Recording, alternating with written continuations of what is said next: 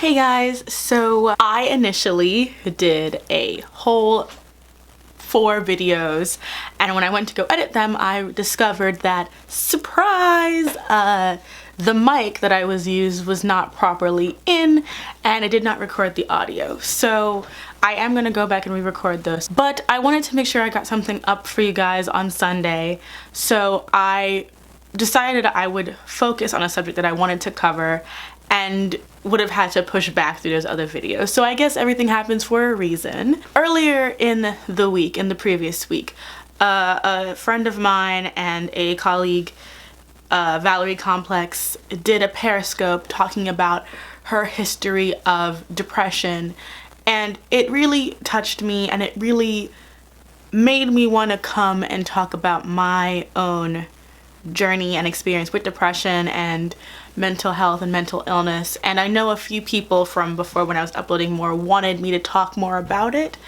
and so I decided that since I had this opportunity to talk about it and put it at the forefront due to this technological mishap, and because I feel, especially because of the stigma within the Black community about mental health and mental illness, it's so important that when we do get the opportunity and we do have the, not safety so much, but we have come to terms with our illnesses and sort of have an understanding of what it is, that we can talk about it more so. And so this video will be talking about my mental health issues, my history of depression, anxiety, and suicide. So I want to just put like a brief trigger warning for those subjects. I'm not going to get very graphic, but I will be talking about those things. And so if you need something lighter, totally understand. The next video, which will be up on Monday, will be talking about my girl Markle, because I had, again, recorded a whole rant about people wanting to police her blackness. So that'll be on Monday, a little bit slightly soft. Next Sunday will be me talking about Black journalism and Titans. And then finally, I'm going to be doing a video on comparing Mary Queen of Scots and The Favorite. So that's something to look forward to that is not talking about specific triggers. But yeah, we're going to get into that. And if you are excited, please like, subscribe, all of that stuff. You know what it is.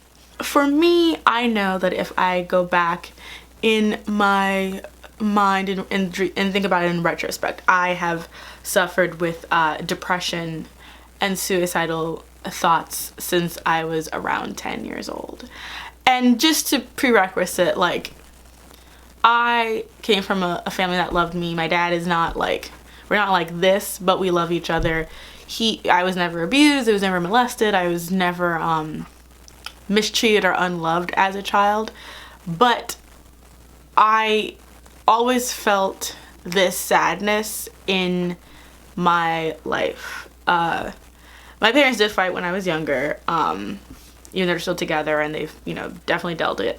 But when I was younger, it was a thing of like, when my parents would fight or have an altercation, I have a younger brother, and I felt it was my duty and my responsibility to protect him, and that meant not crying in front of him.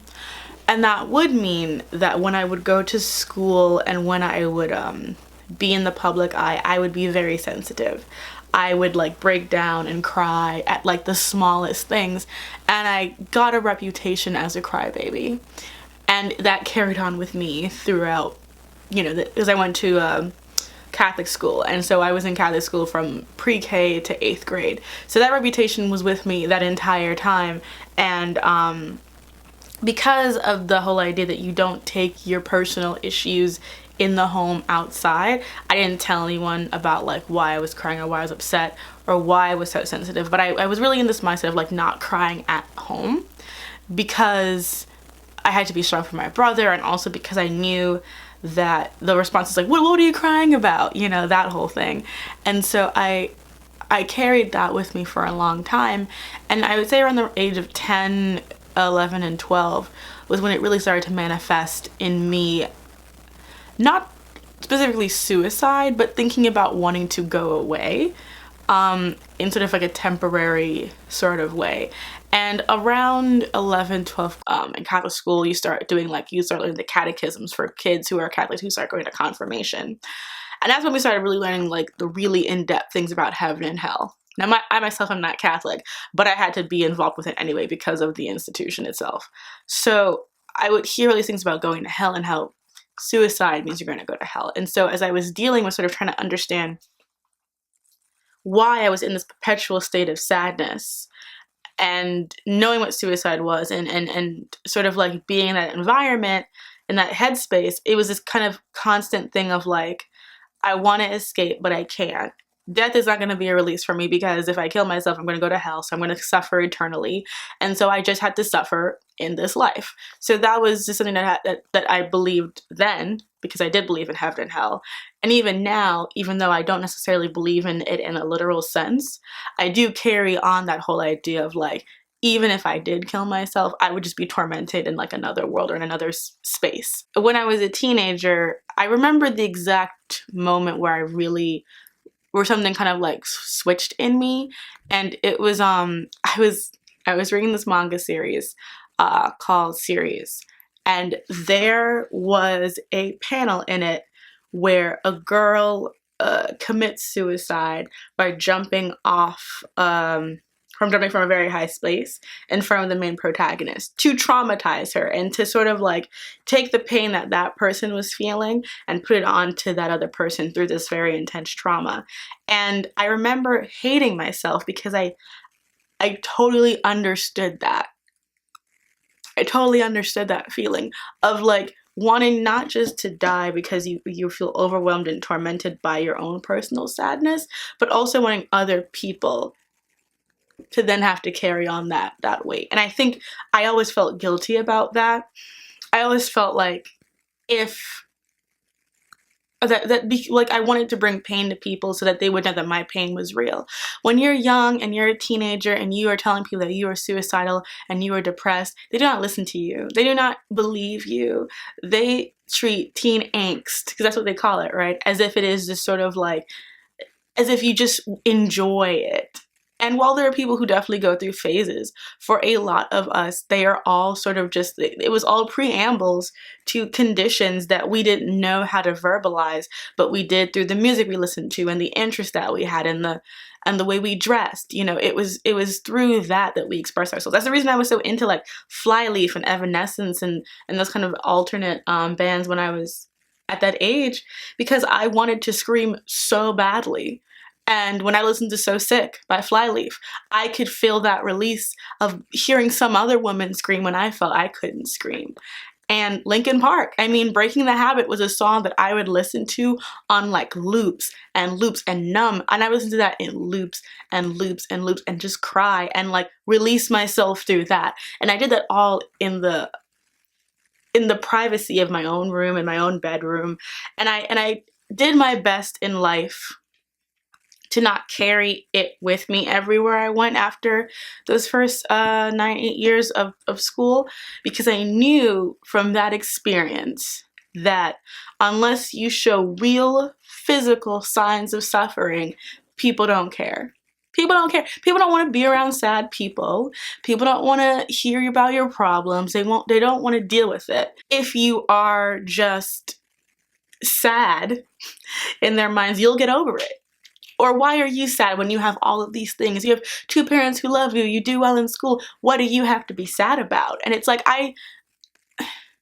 there is no deeper frustration than wanting so badly to be happy and not knowing how to be. Of trying so hard to like push through that thing that is making you just want to lay in bed to be like, let me just get up and try. It's so hard. And the first time I tried to kill myself, I was a sophomore in college.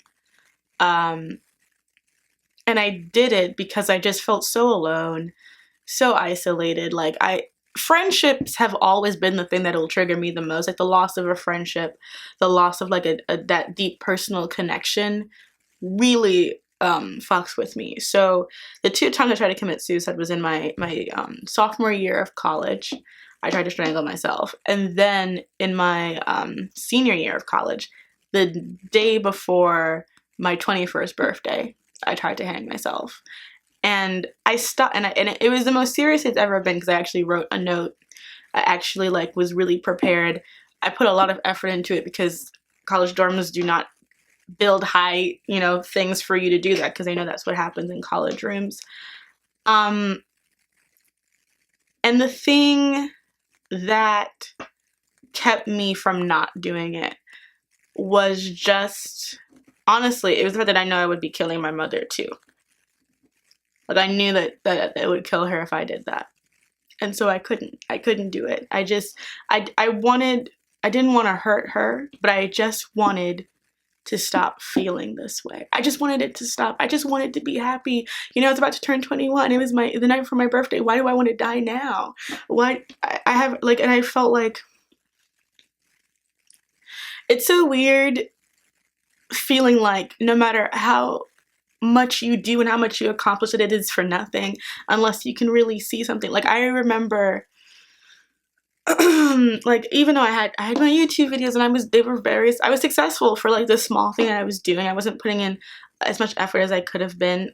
And I had like a strong following. I had people who cared about me. I had people, like, I would go to Comic-Cons like a couple years ago and people would know who I was. And I had all these things that were going on for me. I was doing well in school. I was, you know, in SGA. I was in student government. I, you know, had a partner. I had finally come out, and still I felt so alone and isolated, and I knew I couldn't go to anyone in my family to talk about it because they wouldn't understand. Not because they didn't, like, my brother would, but I wouldn't put that on my younger brother, you know. I wouldn't be like, Bradley, I'm depressed, because he would understand it. He would understand it because he, like me, is a sensitive person, and like went to schools and been in environments where that is more talked about, but I wouldn't put that on him. My dad would never understand, and my mom, it would hurt her so badly. So I just could have, like, I put it in for so long that I accepted this as my norm. You know, I was content just to keep suffering for as long as I could handle it. And then when those times would come where I couldn't, I basically told myself I had to push through it. Like, I had to just feel better, because I didn't know. And I was also just afraid. I was afraid of like what death would be like. I didn't know. And then there was also this vain part of me that didn't want to die as a nobody who had done nothing with their lives. I felt an immense amount of like, you have to like do something with your life. Do something with your life. You have to like accomplish something. Otherwise, what's the point of all of this? And so I didn't obviously do it. I had a very nice birthday. I actually spoke to my friends about it. They really took care of me that night, and that kind of helped me. I went to therapy for the rest of the semester, but my birthday's in April and school ends in January. So, I mean, not in January, in June, July. So I only had therapy for a few months, and I just kind of told myself like, okay, it's fine. I'm fine now. I'm good. And I was okay for a long time. And then I ended up having feelings for this guy, and without getting into a whole bunch of things, it ended in a way where I felt very stupid and foolish, and it ended up impacting me in ways I just honestly was not prepared to. Like, I never saw myself as the kind of person who would become severely depressed over a guy. Especially because when I was a teenager, I just was so, like, you guys remember, for those who watched me from when I was here, from like, I've been on this channel since I was 16. I have been such a like hardcore like romantic gem. So like and you know, I had a guy who, like, when I was 15, dumped me and like manipulated me for like months, and I was just like, fuck him, blah. And yet there I was at like 24 years old, completely destroyed because this person didn't like me, because they didn't love me back, and I felt like I loved them, and I became severely depressed because of it. And it was depression and shame. it triggered something in me that ended up with me having, like, when I saw him, I had a panic attack. I had to like be taken out of my work to like deal with that. I could not work around him, and it ended up with me not losing my job, but I had a higher different position. I ended up going back down because they're like, you need to go to therapy, you need to deal with this because you haven't been dealing with the anxiety, and I hadn't been. And I went to therapy. I had an amazing therapist. My therapist saved my life and has given me so many tools to cope with and deal with my life, and has really helped me be a healthier, better person.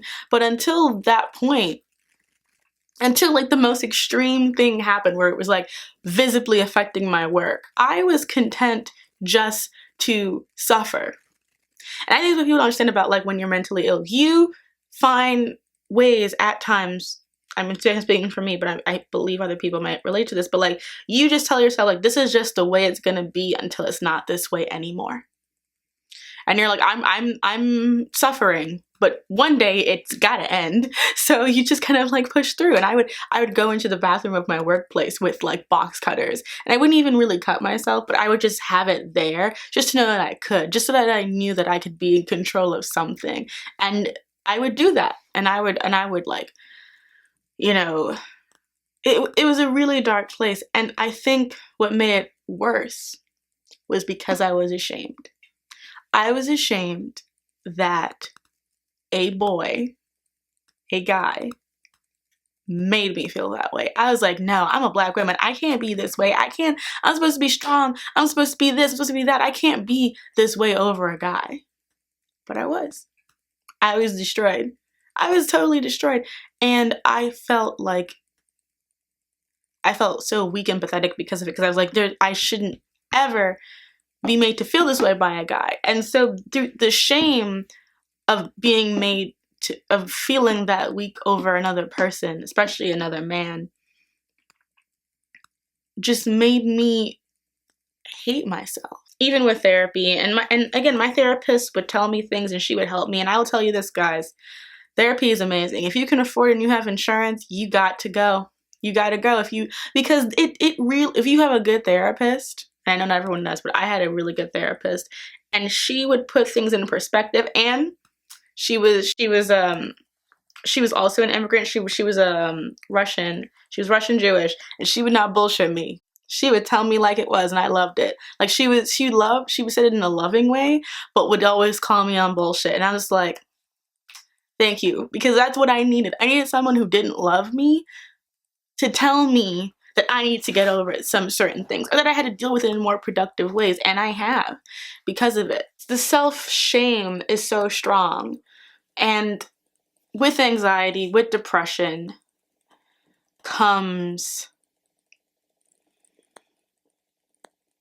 all these layers of insecurity and fear that you don't deserve anything. I mean, I love my job at the Mary Sue. I am so grateful for it. I love my job. I love my coworkers. I really feel like I've been able to thrive, and despite like even if commenters don't always like my posts, and even with like certain things, I feel like I'm taking the perspective that I have had as a black fan and bringing it into this place. And I think it's necessary. I think it's good, but I'm always haunted that I don't deserve it. Always. Especially because I follow such talented freelancers. I'm always like, I don't deserve this. This should be someone else's job. And every time I make a mistake, I'm like, this is gonna be it. I'm gonna be fired. They're gonna fire me. I'm done. Like, this was a joke. I should have never thought I could reach this. And it's terrible because, you know, I admire so much like Valerie Complex, Rebecca, who does and a film NYC, Jordan Searles, Clarkeisha Kent.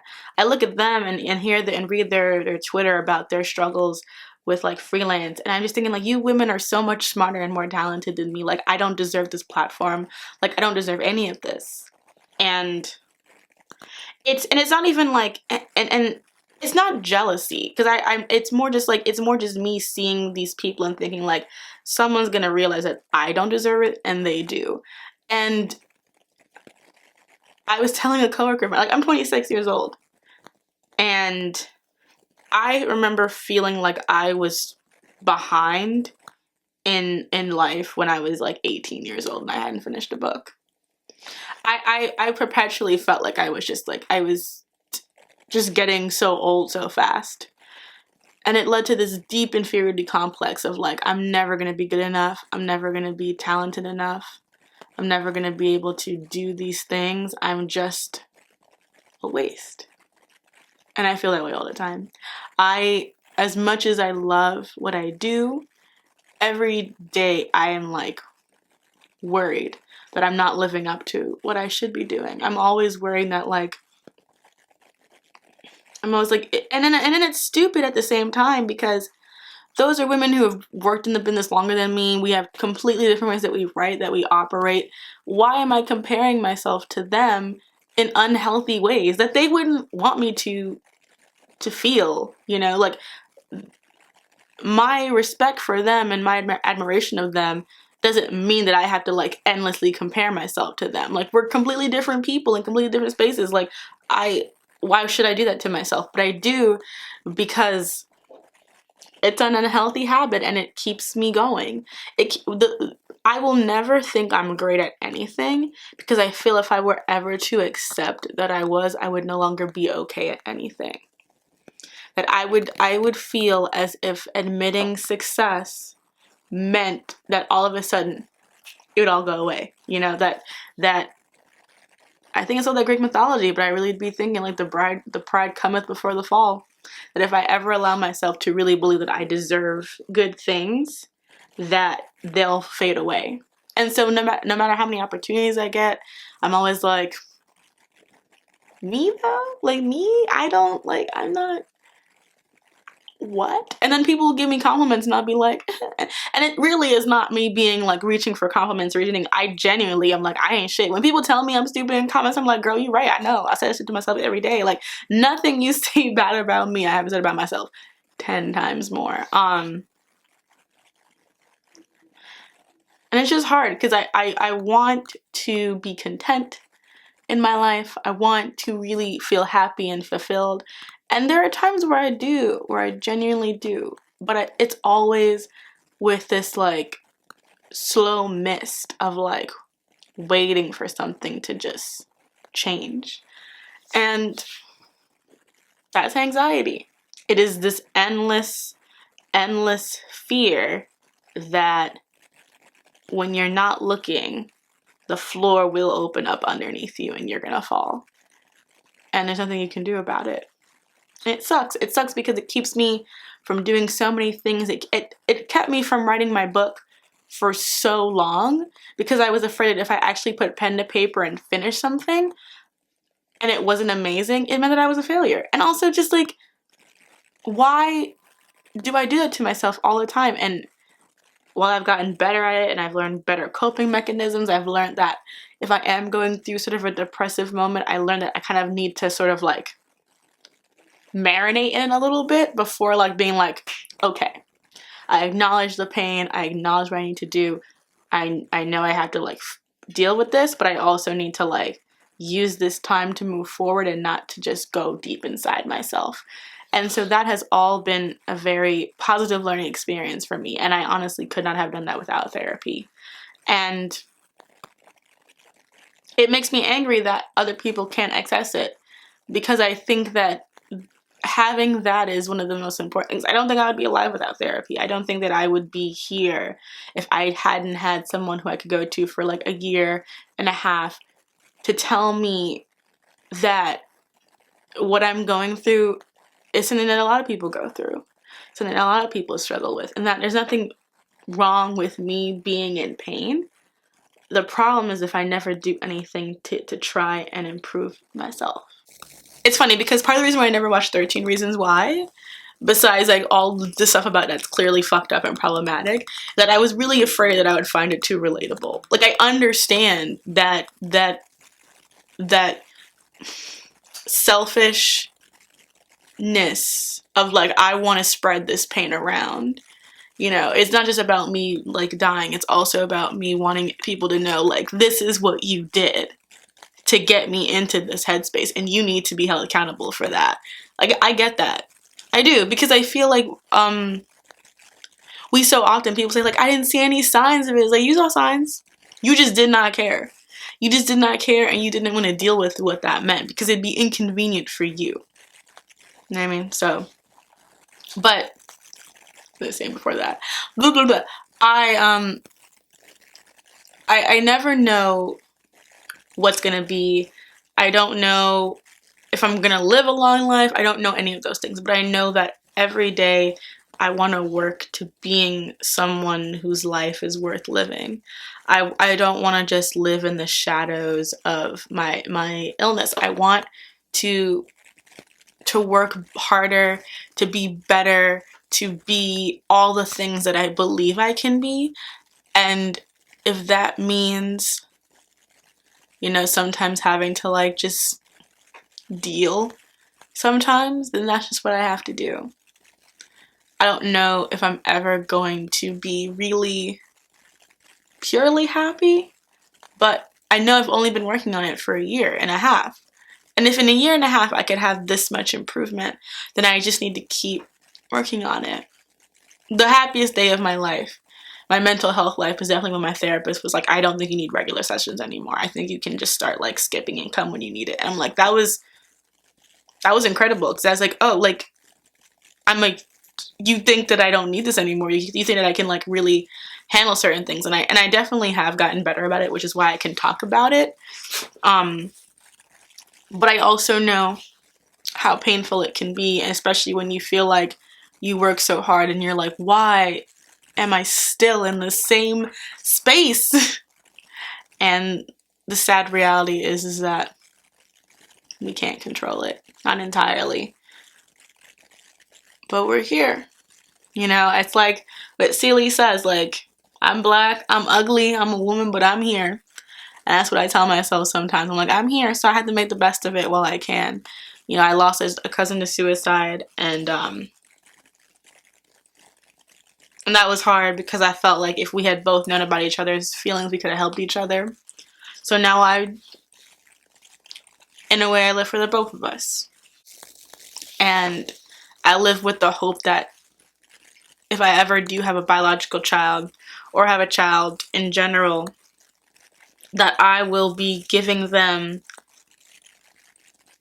the love of a parent that understands that self-love is hard to attain, even when you have all the unconditional love that you could get.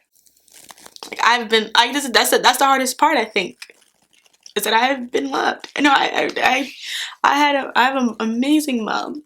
My mom is everything to me. She's given me everything. My dad's a pain in the ass, but he loves me. He'd do anything for me. You know, I have a great brother. I have a sister I love. Why am I unhappy? But I didn't choose to be unhappy. I didn't choose to be this way. This is just who I am. And the scariest part is realizing that I've been this way most of my life. I don't have to be the same kid who was crying and like imagining her funeral and what her funeral would look like, and how like in that moment the people who I thought loved me would really see that I was suffering, and that they would wish that they had done better by me. Now I just say how I feel, and I tell my parents when they say things that are like mentally unhealthy for me. And I'm like, you don't like it, lump it. Like, that's the best thing that I've ever done in my life post therapy, is being able to just be like, you know what, I'm not gonna be around people who don't make me healthier. I will not entertain fools for the sake of other people's like feelings. No, I take care of me. Family and everything, blood and everything. It's not. You have to take care of yourself. And if people are going to be homophobic towards you, transphobic towards you, racist towards you, sexist towards you, condescend to you for no goddamn reasons, fuck them. If you have your own shit in your life and people are not there to help you be the best you can be, you have to let them go. And it's easier said than done. I've done it a little bit myself. It's hard, but you deserve to have people around you who understand you and love you for your joys and for your sorrows. And I'm here. I listen and everyone can share their experiences together. But for me, it's like, I love people even when they're sad, because there are people out there who want to hear you and want to listen to you and who understand that your pain is real and valid and that you have every right to be helped and to be loved for who you are and not who people want you to be.